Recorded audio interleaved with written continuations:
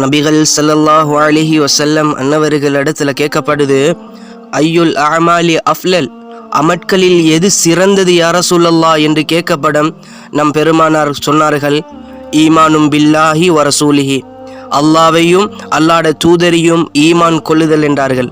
மறுபடியும் அதுக்கு பின்னுக்கால எது என்று கேட்கப்படும் நம் பெருமானார் சொன்னார்கள், ஜிஹாதுன் ஃபி சபீலில்லா, அல்லாவுடைய பாதையில் போர் புரிதல், ஜிஹாத் செய்தல் என்றார்கள்.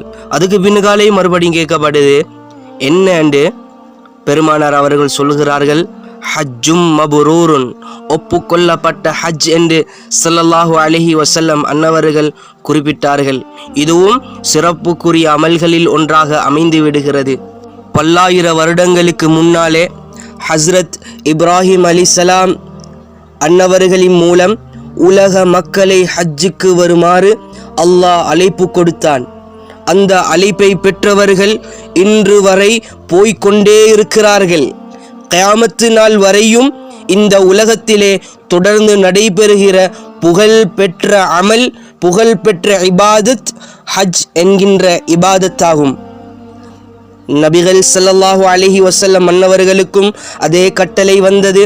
வஅஸிம் ஃபின்னாசி பில் ஹஜ், மக்களுக்கிடையே ஹஜ்ஜை அறிவிப்பு செய்யுங்கள், அழைப்பு கொடுங்கள். நாலா பக்கம் இருந்தும் வருவார்கள், கால்நடையாகவும் வாகனத்தவர்களாகவும் வருவார்கள், ஒவ்வொரு சந்து பொந்துகளிலும் இருந்தெல்லாம் வருவார்கள். ஹஜ்ஜுக்கு அழைப்பு கொடுங்கள் என்று அல்லாஹ் உத்தரவிட்ட இந்த குர்ஆனுடைய வசனம் சூரா ஹஜ் என்ற அத்தியாயத்திலே பதிவாயிருக்கிறது.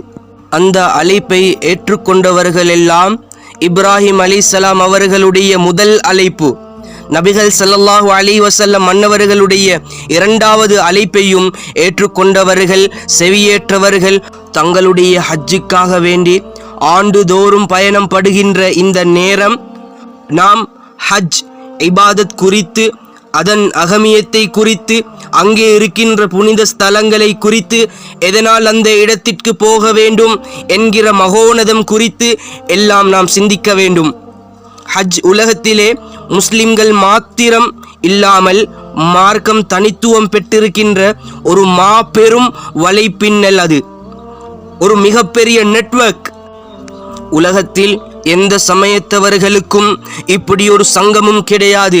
ஒரு நாட்டிலே இருக்கிற ஒரு சமயத்தை சார்ந்தவர்கள் எங்காவது ஒரு வழிபாட்டு தலத்திலே கூடுகிறார்கள், ஒரு மாநிலத்தில் அல்லது ஒரு நாட்டில்.